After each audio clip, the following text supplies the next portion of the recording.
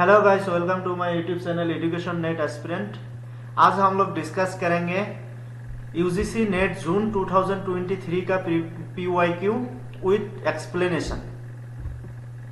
ये सब आज का क्लास में सब जनरल पेपर का होगा। Question number 1, A smart home application that automates the controlling of lighting, temperature, entertaining system and appliance is an example of. देखो, जब कोई स्मार्ट होम एप्लीकेशन जैसा ऑटोमेटिकली कोई लाइट ऑफ होना, टेम्परेचर अप डाउन कराना, entertain system को वो automatically जो कंट्रोलिंग सिस्टम होता है, जो स्मार्ट होम रूम होता है, उसको उस टेक्नोलॉजी को क्या बोला जाता है? Option 1 evolutionary computing, option 2 nature inspired computing, option 3 bio inspired computing, option 4 ubiquitous computing. देखो, इसको बोला जाता है, जो स्मार्ट होम एप्लीकेशन है इसको बोला जाता है यूबिक्विटस कंप्यूटिंग। यूबिक्विटस कंप्यूटिंग, इसका आंसर होगा ऑप्शन 4। देखो, ubiquitous computing refers to the integration of computing technology into everyday life and surrounding, making it seamlessly present and available in a smart home scenario. Computing in pervasive, enabling information, ये सब क्या है? ubiquitous computing है। एक बार देख लेना। उसके बाद question number 2, which of the following are natural greenhouse gases? कौन कौन सा नेचुरल ग्रीन हाउस गैसेस है? Carbon dioxide, water vapour, methane, chlorofluorocarbon, sulphur, hexafluoride. इसमें से देखो कौन कौन सा नेचुरल ग्रीन हाउस गैस है। एट फर्स्ट देखो, कार्बन डाइऑक्साइड यह एक नेचुरल ग्रीन हाउस गैस है। वाटर वेपर ये भी नेचुरल है। उसके बाद मीथेन भी नेचुरल है। उसके बाद क्लोरोफ्लोरोकार्बन ये भी नेचुरल है। लेकिन फिफ्थ में दिया हुआ है सल्फर हेक्साफ्लोराइड, ये नेचुरल नहीं है। जो ग्रीन हाउस गैसेस है, तो इसका करेक्ट आंसर होगा option 1। Option 1 is the correct answer. जो ग्रीन हाउस गैसेस है इसमें से carbon dioxide, water vapour, methane, chlorofluorocarbon and जो नाइट्रस ऑक्साइड है, ये पांचों नेचुरल ग्रीन हाउस गैस है, याद कर लेना। उसके बाद question number 3, what are the various silent features of formative evaluation? Formative evaluation का फीचर्स कौन कौन सा है? देखो, ये it provides feedback to the learners to use teaching strategies according to the needs of the learner. क्या करता है? जो ये फीडबैक प्रोवाइड करता है टू द टीचर को फीडबैक प्रोवाइड करता है। टीचर जो टीचिंग स्ट्रेटेजी यूज करता है according to the needs of the learners का नीड्स के हिसाब से टीचर जो टीचिंग स्ट्रेटेजी यूज करता है उसके बारे में फीडबैक मिलता है। इट इज ट्रू, क्योंकि ये स्टेटमेंट ट्रू है। ये फॉर्मेटिव इवैल्यूएशन का फीचर्स है। उसके बाद B, it helps learner to actively and continuously engage in the learner. Yes, जो फॉर्मेटिव इवैल्यूएशन का पर्पस क्या है? लर्नर को एक्टिवली इंगेज करके रखना टीचिंग लर्निंग के लिए। उसके बाद C, it helps in enhance the learning abilities of the learner का लर्निंग एबिलिटीज इनहांस करना। It is also the features of formative evaluation. तो इसका करेक्ट आंसर क्या होगा? A B C. देखो, ऑप्शन 3 ए बी सी इसका correct answer होगा। And D E जो दिया है,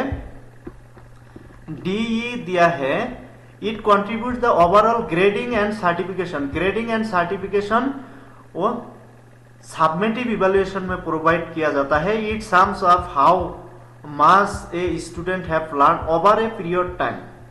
एक टाइम पीरियड के बाद जो इवैल्यूएशन किया जाता है उसको भी सबमेटिव इवैल्यूएशन बोला जाता है। ये दोनों सबमेटिव इवैल्यूएशन का कैरेक्टरिस्टिक्स है। एंड इसका correct answer A B C. उसके बाद question number 4, identify the fallacy committed in the following argument. नीचे दिया हुआ आर्गुमेंट में कौन सा फेलेसी कमिट किया है? देखो, there must be intelligence life on the other planet, no one has proven that there is not. कोई अदर्स प्लेनेट में भी इंटेलिजेंट लाइफ होगा, क्योंकि कोई प्रूव नहीं कर पाया कि दूसरा कोई प्लेनेट में इंटेलिजेंस लाइफ नहीं है। तो ये कौन सा फेलेसी है? Appeal to ignorance, false alternative, option 3 slippery slope, option 4 hasty generalisation. देखो, ये है अपील टू इग्नोरेंस। मतलब क्या है? Absence of evidence equal to evidence of absence. मतलब क्या है? अगर कोई प्रूफ नहीं कर पाया कि उधर कोई इंटेलिजेंट लाइफ नहीं है, तो इसका मतलब उधर इंटेलिजेंट लाइफ है। इसको बोला जाता है अपील टू इग्नोरेंस। उसके बाद क्वेश्चन नंबर 5, देखो लिस्ट 1 एंड लिस्ट 2 दिया हुआ है, मैच करना है। लिस्ट 1 में 3 अप्रोच दिया हुआ है, ऑफ एजुकेशन का 3 अप्रोच दिया हुआ है, एंड लिस्ट 2 में डिसिप्लिनरी एस्पेक्ट दिया हुआ है। एट फर्स्ट देखो, teacher centred, learner centred, learning centred and disciplinary, shared and participatory, imposed, self control.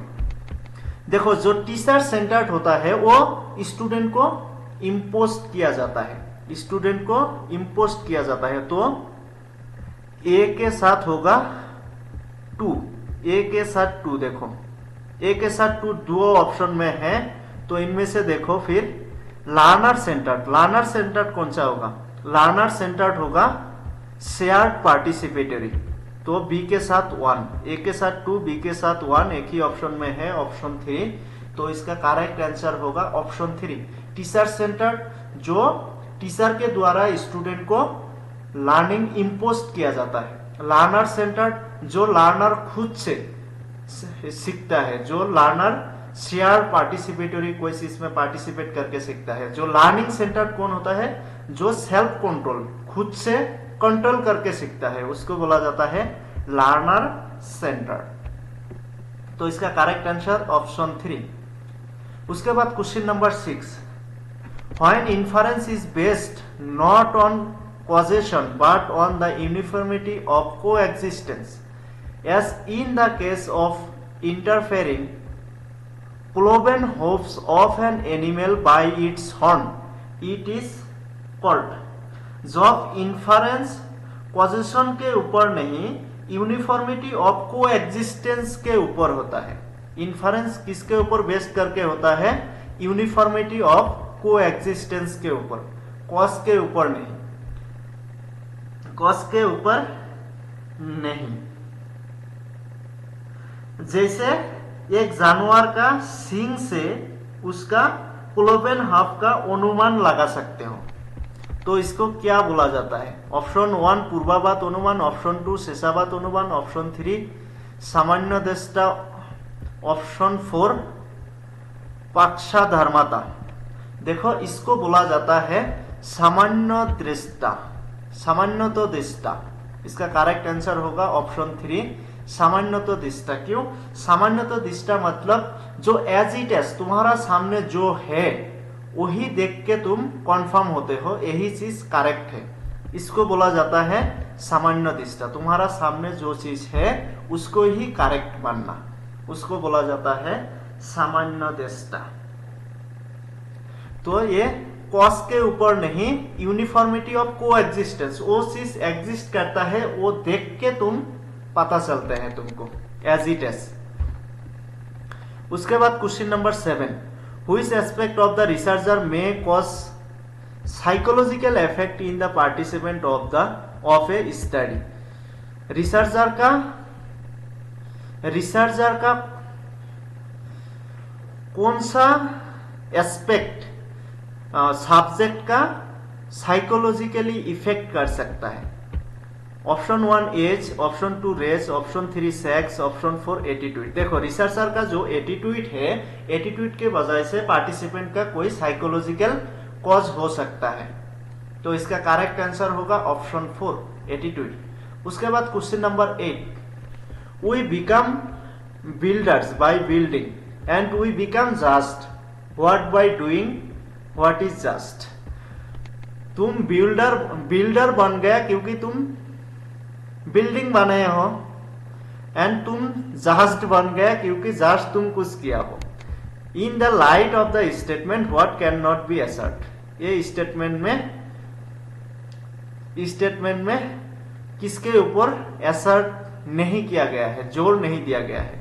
Option 1 man is various being virtuous being, option 2 virtue are like skill, option 3 skills are acquired by performing relevant activity, option 4 virtue is a mechanical and non ethical skill।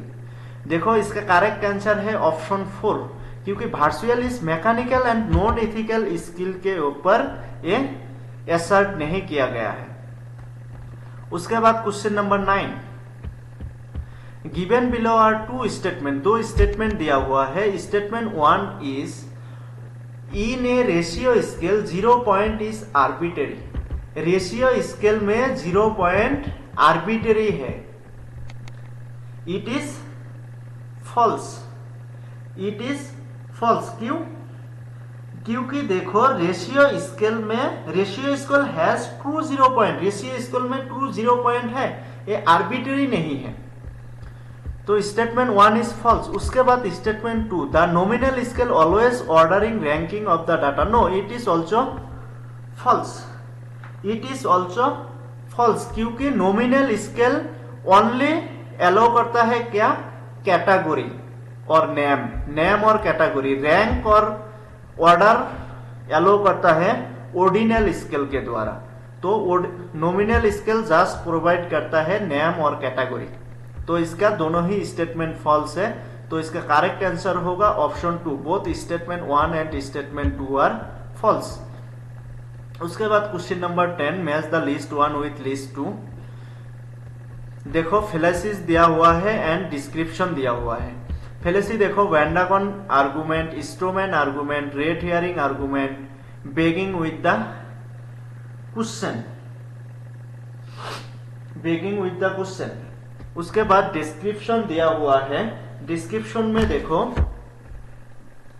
क्या है,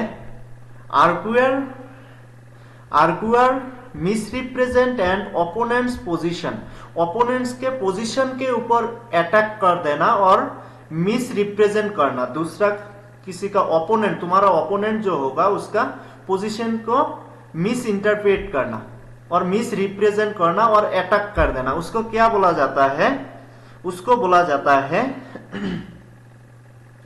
Strowman argument. तो B के साथ होगा 1। Strowman argument मतलब दूसरा का opponent का पोजीशन के ऊपर अटैक करना, तो बी के साथ 1, बी के साथ 1, बी के साथ 1 देखो एक ही ऑप्शन में है, तो इसका करेक्ट आंसर होगा option 3, option 3 is the correct answer. उसके बाद देखो 2 क्या है, arguer assumes the point to be proven, कोई पॉइंट प्रूव करना चाह रहा है, एज्यूम कर रहा है कि ये पॉइंट प्रूफ हो जाएगा, तो वो क्या है, वो होगा बेगिंग विथ द क्वेश्चन। उसके बाद arguer appeal to reader to listeners desire to accept the value, values को एक्सेप्ट करने के बारे में बोल रहा है, ये क्या होगा, ये होगा वैंडागन फेलेसी। उसके बाद arguer tries to distract the attention of the audience raising irrelevant issue, main point से डिस्ट्रैक्ट कर देना, वो क्या होता है, मेन पॉइंट से डिस्ट्रैक्ट कर देना वो होता है रेड हेयरिंग। जो आर्गुअर को मेन जो पॉइंट होगा उससे डिस्ट्रैक्ट कर देना, दूसरा कोई ऐसे ही इरिलेवेंट पॉइंट लाके। उसके बाद question number 11, from the view point communicator language and other systems are, जो communicator language and other system का व्यू पॉइंट में क्या होता है, 1 inactive tools, 2 economic target, 3 social target, 4 cultural fantasies. देखो इनएक्टिव टूल्स, ये तो नहीं होगा, कम्युनिकेशन के साथ कोई रिलेशन नहीं है, इकोनॉमिक, ये दोनों का रिलेशनशिप नहीं है। ये अभी देखो सोशल टारगेट एंड कल्चरल, जो communication language and other system होता है उसका पॉइंट ऑफ व्यू से देखना है कि social target and cultural fantasies. Cultural हो सकता था लेकिन इधर फैंटासीज है तो नहीं होगा, सोशल टारगेट। इसका करेक्ट आंसर क्या होगा? Social target, option 3। उसके बाद question number 12, if information flows from the media to the option leaders and from them to the target audience, this process is known as. देखो अगर कोई information media से leader के पास जा रहा है एंड लीडर से फिर टारगेटेड ऑडियंस के पास जा रहा है, तो इस प्रोसेस को क्या बोला जाता है? ये क्या होगा? 2 स्टेप फ्लो। मतलब एट फर्स्ट कहा जा रहा है लीडर के पास, मीडिया से लीडर के पास, लीडर से ऑडियंस के पास। 2 स्टेप हो गया, लीडर एंड ऑडियंस 2 स्टेप हो गया, तो इसको बोला जाता है 2 step flow.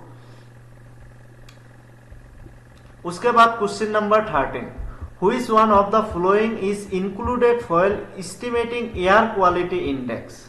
Air quality index estimate करने के वक्त कौन कौन सा गैस इंक्लूड किया जाता है? Option 1 nitrous oxide, option 2 nitrogen dioxide, option 3 dinitrogen trioxide, option 4 dinitrogen pentoxide. तो इसमें से कौन कौन सा एयर क्वालिटी इंडेक्स को इंडेक्स एस्टिमेट करते वक्त इंक्लूड किया जाता है? देखो इनमें से जो नाइट्रोजन डाइऑक्साइड है इसको इंक्लूड किया जाता है। ये जो इसका करेक्ट आंसर क्या होगा? Nitrogen dioxide, option 2। देखो एयर क्वालिटी इंडेक्स में एस्टिमेट करते वक्त इंक्लूड किया जाता है nitrogen dioxide, carbon monoxide and sulphur dioxide, ये तीनों ही गैस इंक्लूड किया जाता है, तो ये याद कर लेना। उसके बाद question number 14, Which of the following is a tool used for creating and sharing online learning games? नीचे दिया हुआ कौन सा टूल्स जो लर्निंग गेम्स को शेयर, ऑनलाइन लर्निंग गेम्स को शेयरिंग एंड क्रिएटिंग के लिए यूज किया जाता है? Option 1 Mentimeter, option 2 Padlet, option 3 cohort, option 4 Zoom. इसका करेक्ट आंसर होगा ऑप्शन 3 कोहोर्ट। कोहोर्ट एक ऐसा टूल है जिसके द्वारा ऑनलाइन लर्निंग गेम्स को शेयर कर सकते हो एंड क्रिएट भी कर सकते हो।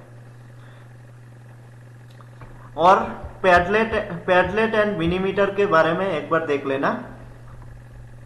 उसके बाद question number 15, given below are 2 statement, 2 statement दिया हुआ है। देखो statement 1, the NEP 2020 recommends the establishment of an academic bank of credit to facilitate the transfer of credits between the institution। जो NEP 2020 रिकमेंड्स किया है एकेडमिक बैंक ऑफ क्रेडिट को establishment करना है, एंड इसके द्वारा क्या होगा? बिटवीन इंस्टीट्यूशन, एक दूसरा इंस्टीट्यूशन के साथ जो क्रेडिट है वो ट्रांसफर हो सकता है। इट इज ट्रू, क्योंकि NEP 2020 में एकेडमिक बैंक ऑफ क्रेडिट के बारे में रिकमेंड्स किया गया है। उसके बाद statement 2, one of the objective of NEP 2020 is to increase the number of multidisciplinary institution in the country। yes, it is also true, क्योंकि NEP 2020 में जो मल्टीडिसिप्लिनरी इंस्टीट्यूशन है उसको इंक्रीज करने के बारे में बोला गया है, रिकमेंड किया गया है, और NEP 2020 का ये एक ऑब्जेक्टिव भी है। तो इसका करेक्ट आंसर होगा option 1, both statement 1 and statement 2 are true. उसके बाद question number 16, which among the following would be the ethical issue in research study that involves participation of human subject? नीचे दिया हुआ कौन कौन सा जब तुम सब्जेक्ट को, ह्यूमन सब्जेक्ट को रिसर्च में इंक्लूड करोगे और इन्वॉल्व करोगे तब इथिकल इशू हो सकता है। A lack of inform consent, B physical and psychological, C excessive inducement, D debriefing. इनमें से कौन कौन सा है? देखो एट फर्स्ट देखो कौन सा नहीं है, इथिकल इशू नहीं हो सकता है। कौन सा? फिजिकल एंड साइकोलॉजिकल, ये इथिकल इशू नहीं हो सकता। तो अदर जो है लैक ऑफ इन्फॉर्म कंसेंट, मतलब क्या है? जो रिसर्च के बारे में जो पार्टिसिपेंट है उसको इंफॉर्मेशन नहीं देना, उसको बोला जाता है लैक ऑफ इन्फॉर्म कंसेंट। जब तुम रिसर्च के पर्पस व रिसर्च के बारे में अबाउट द रिसर्च तुम पार्टिसिपेंट को कुछ नहीं बोल रहा है, इसका मतलब हो गया लैक ऑफ इन्फॉर्म कंसेंट। तो ए आएगा। C excessive inducement. Excessive inducement मतलब क्या है? रिसर्च पार्टिसिपेंट को इन्फ्लुएंस करना to better judgement, better judgement देने के लिए रिसर्च पार्टिसिपेंट को इन्फ्लुएंस करना, ये भी इथिकल इशू है। And debriefing, debriefing inform consent का एक पार्ट है, ये भी इथिकल इशू में आ सकता है। तो इसका करेक्ट आंसर होगा option 3, A, C and D only. ये तीनों ही रिसर्च का इथिकल इशू है। उसके बाद question number 17, given below are two statement, internet is commonly used service on the world wide web. जो इंटरनेट एक कॉमनली यूज सर्विस है, किसके अंदर? www में यूज किया जाता है internet. Yes it is true, क्योंकि www के लिए इंटरनेट का जरूरत है, इसको सर्च करने के लिए इंटरनेट का जरूरत है एंड इंटरनेट इसके लिए सर्विस प्रोवाइड कर रहा है। उसके बाद statement 2, HTTP is the protocol that web browsers and web servers use to communicate with each other over the internet. Yes, it is also true. It is also true, क्योंकि देखो जो HTTP है hyper text transfer protocol, वो क्या करता है? Web browser and web server के बीच एक कम्युनिकेशन के लिए यूज किया जाता है एंड ये इंटरनेट के द्वारा ही होता है। It is true. तो इसका करेक्ट आंसर क्या होगा? Option 1, both statement 1 and statement 2 are true. देखो web browser used HTTP to request and receive web page from web server.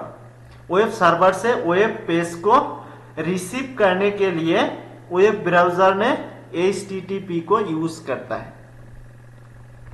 उसके बाद question number 18, given below are two statement. Statement 1, university of Punjab eight Lahore and university of Allahabad were established during the colonial rule of India.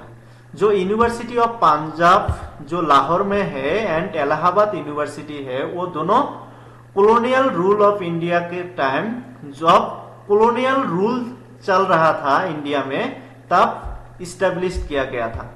It is true, क्योंकि जो Punjab university Lahore में है and university of Allahabad, ये दोनों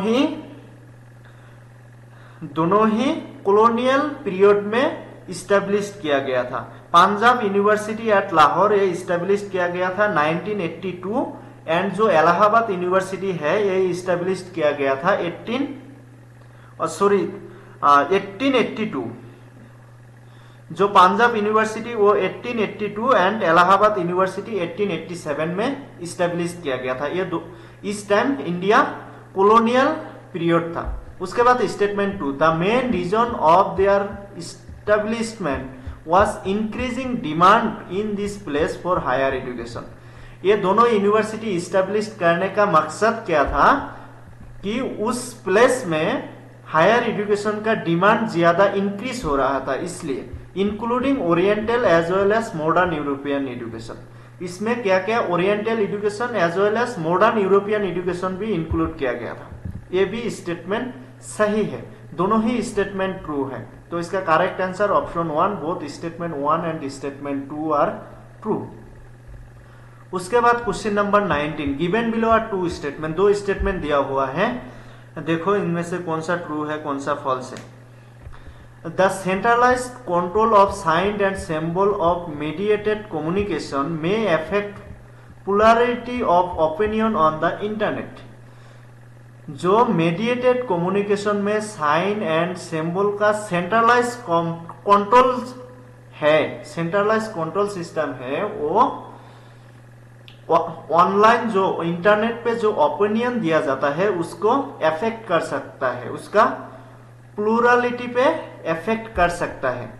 it is true, क्योंकि control system के ऊपर जो साइन एंड सिंबल का कंट्रोल सिस्टम है कम्युनिकेशन में, उसका इफेक्ट पड़ सकता है प्लूरलिटी के ऊपर। उसके बाद statement 2, the global corporate owner of internet companies, internet companies का जो ग्लोबल कॉर्पोरेट ऑनर है उन लोगों का एक ही एम है प्रॉफिट अर्न करना, not the existence of pluriverse. Existence of pluriverse के ऊपर कोई वो लोग फोकस नहीं करता है, वो लोग चार्ज देखते हैं प्रॉफिट के ऊपर। इट इज ऑल्सो ट्रू, तो इसका करेक्ट आंसर होगा option 1। Both statement 1 and statement 2 are true. उसके बाद question number 20, sound is eternal because it is produced, refer to which of the following हेप्तावास। Sound is eternal because it is produced, इसमें कौन सा हेप्तावास fallacy है, कौन सा हेप्तावास है? ऑप्शन 1 बांधिता, ऑप्शन 2 विरुद्धा, ऑप्शन 3 असिद्धा, ऑप्शन 4 सब्ब विचारा। इसका करेक्ट आंसर है ऑप्शन 2 विरुद्धा। क्यों? देखो इसमें जो मिडिल टर्म है produce, produce does not prove the eternality. मतलब क्या है, जो प्रोड्यूस है मिडिल टर्म, ये इटर्नलिटी के बारे में कुछ भी प्रूफ नहीं कर सकता, एक दूसरा का कंट्राडिक्ट कर रहा है। इसमें बोल रहा है साउंड इटर्नल है, इसमें बोल रहा है ये प्रोड्यूस्ड होता है, दोनों एक दूसरे का कंट्राडिक्ट है। ये कंट्राडिक्ट करता है। प्रोड्यूस करना, कोई चीज प्रोड्यूस्ड होना मतलब क्या है, इसको क्या प्रूव कर रहा है कि वो नॉन इटर्नलिटी, इटर्नलिटी का नॉन इटर्नलिटी का प्रूव कर रहा है। इसका मतलब विरुद्ध, ऑपोजिट हो रहा है। जो रीजन देना चाहिए था उसका ऑपोजिट रीजन दिया जा रहा है, तो इसको बोला जाता है विरुद्ध। उसके बाद question 21, in the light of causation which of the following are the correct. नीचे दिया कौन कौन सा करेक्ट है, देखो कॉजेशन के बारे में। The qualities of cause are accidental antecedent, B the cause of the cause is not the cause, C the co-effects of a cause are themselves causally related, D eternal substance like space are not unconditional antecedent। देखो जो C दिया हुआ है, the co-effects of an cause are themselves causally related, ये incorrect है, false है। And others जो तीनों दिया हुआ है ये तीनों ट्रू है, कॉजेशन के बारे में ट्रू है। तो इसका करेक्ट आंसर क्या होगा? Option 3, only C is the correct answer. देखो इनकरेक्ट ढूंढना है, इनकरेक्ट कौन सा है, कॉजेशन के साथ कौन सा रिलेटेड नहीं है, ये सी ऑप्शन रिलेटेड नहीं है, तो इसका करेक्ट आंसर होगा ऑप्शन 3 सी ओनली। उसके बाद question number 22, which of the following statement A and C are correct about a hard disk drive which as storage device in computer. Hard disk drive के बारे में कौन कौन सा statement true है, correct है? A, it has no moving parts. Hard disk drive में no moving parts होता है, इट इज इनकरेक्ट, क्योंकि हार्ड डिस्क ड्राइव में नो मूविंग पार्ट्स नहीं होता है, एसएसडी में होता है, एसएसडी में नो मूविंग पार्ट्स होता है। उसके बाद it is non volatile, yes it is true, hard disk drive non volatile होता है, इसमें जो एक बार स्टोर कर दिया तो वो रह जाएगा, वो खत्म नहीं होता। उसके बाद C, it is magnetic properties to storage data, yes it is also true. तो इसका करेक्ट आंसर क्या होगा, B and C. B and C कहा है, देखो option 3, option 3 is the correct answer, B and C only. उसके बाद question number 23, which of the following are true in the case of audience for analogue media. Analogue media के बारे में, analogue media का जो ऑडियंस है, audience का case में कौन कौन सा स्टेटमेंट ट्रू है, कौन सा ट्रू है। पर्सनली एड्रेसेबल, जो एनालॉग मीडिया का ऑडियंस है वो पर्सनली एड्रेस कर सकते हो। एक्टिव कैंपेनर, एक्टिव कैंपेनर हो सकता है। सी, लार्ज, लार्ज होगा ऑडियंस, हेट्रोजीनियस ऑडियंस होगा, एनोनिमस ऑडियंस होगा।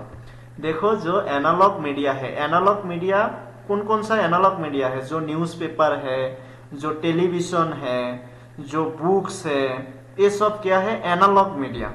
इसका ऑडियंस लार्ज होता है, हेट्रोजीनियस होता है, कोई होमोजीनियस ऑडियंस नहीं होता है। एनोनिमस, क्योंकि आपको पता नहीं है कौन सा लोग लेगा, कौन सा लोग न्यूज़पेपर पढ़ेगा, तो ये तीनों होगा। एंड ए बी में है पर्सनली एड्रेसेबल, तुम एनालॉग मीडिया का जो ऑडियंस है उन लोगों को पर्सनली एड्रेस नहीं कर सकते हो।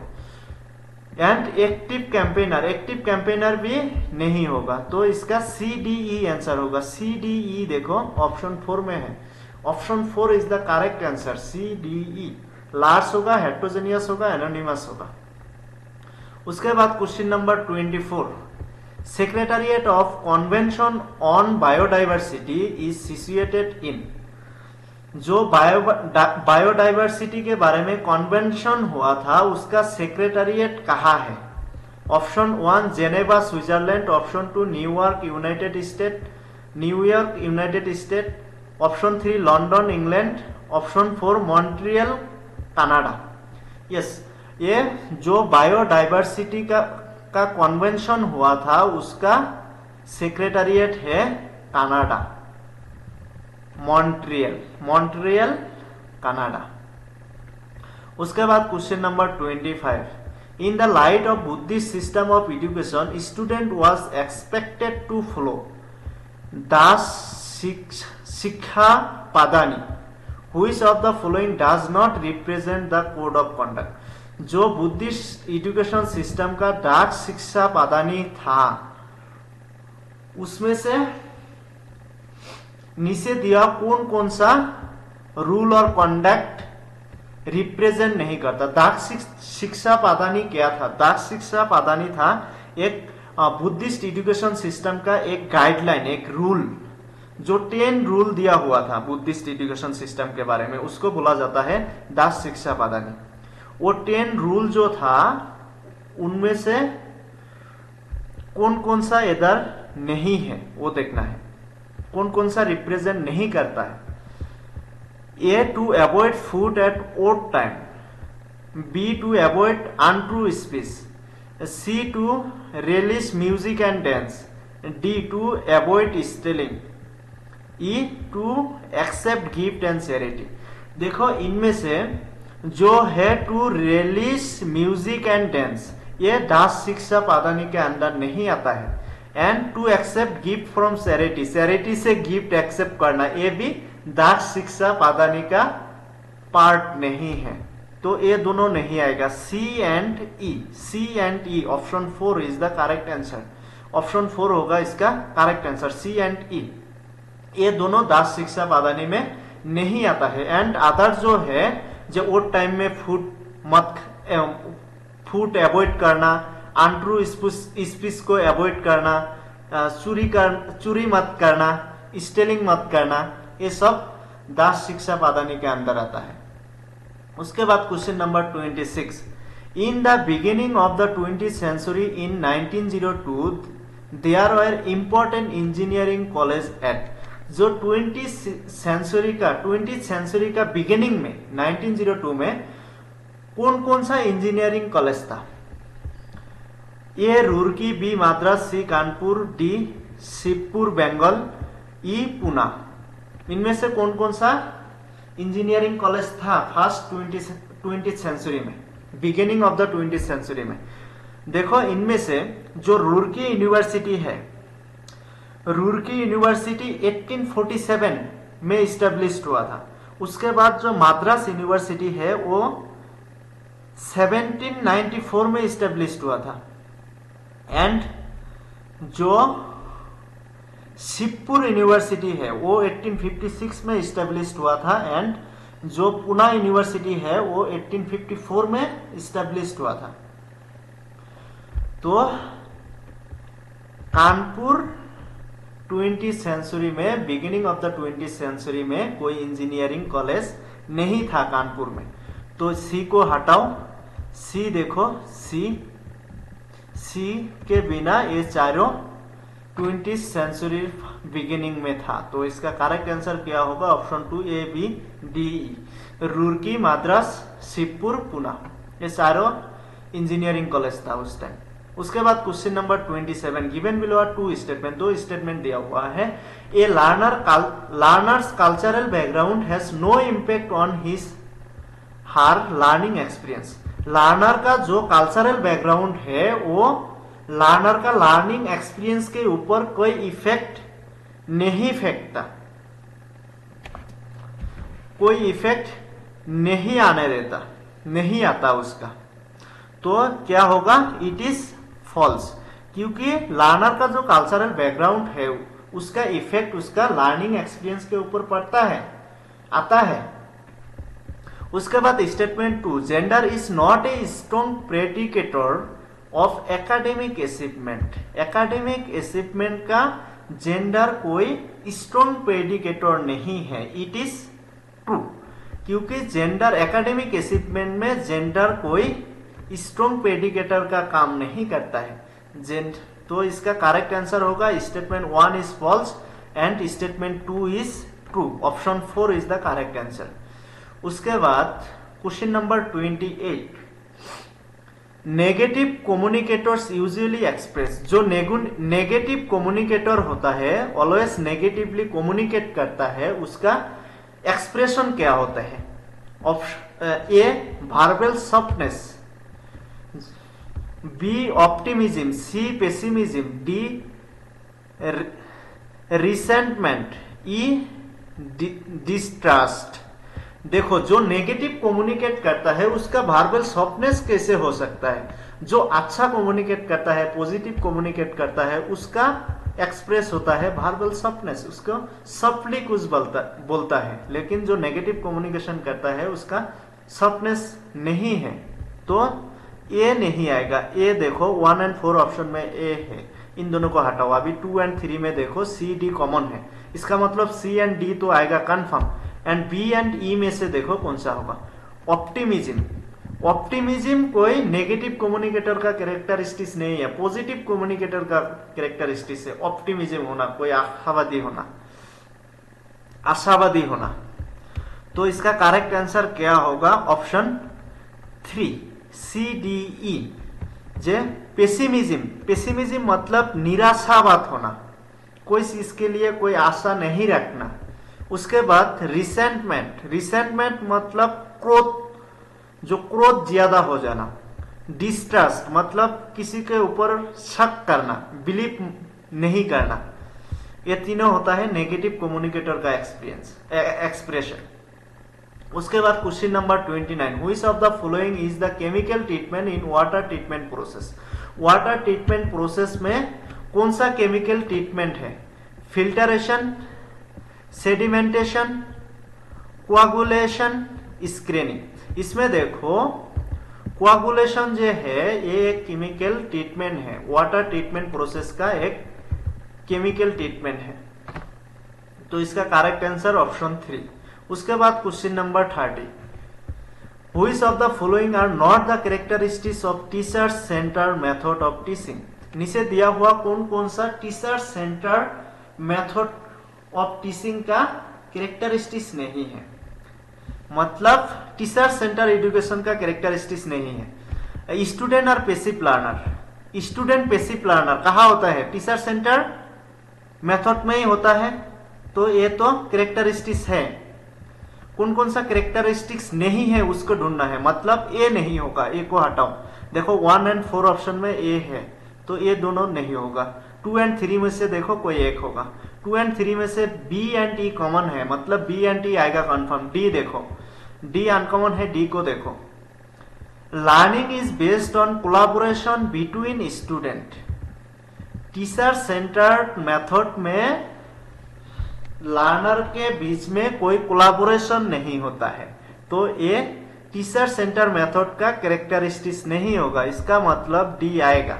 इसका करेक्ट आंसर होगा option 3 B D E. B teacher acts as a facilitator of learning, A student centred learning का कैरेक्टरिस्टिक्स है।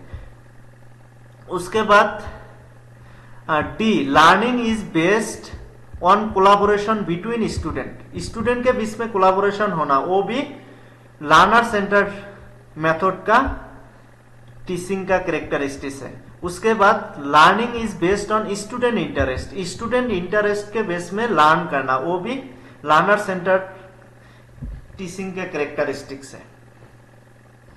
तो ये तीनों टीचर सेंटर के कैरेक्टरिस्टिक्स नहीं है। उसके बाद question number 31। Question number 31 given below are 2 statement. 2 statement दिया हुआ है। Statement 1, the standard deviation of a series of repeated measurement estimates the likely size of the chance error in a single measurement. It is true. उसके बाद statement 2, bias affect all the measurement the same way, pushing them in the same direction. It is also true. तो इसका correct answer होगा both statement 1 and statement 2 are correct. आज के लिए इतना ही। अगर वीडियो अच्छा लगा तो like, share, comment and channel को सब्सक्राइब भी करना। ये टोटल 31 क्वेश्चन एक शिफ्ट का है, वो कॉमर्स शिफ्ट का है। 2023 जून में जो एग्जाम कॉमर्स शिफ्ट का एग्जाम था उसका है। ओनली इधर DI मैथमेटिक्स छोड़ के बाकी सब है इधर। एंड वीडियो को ज्यादा से ज्यादा शेयर करना। Thank you.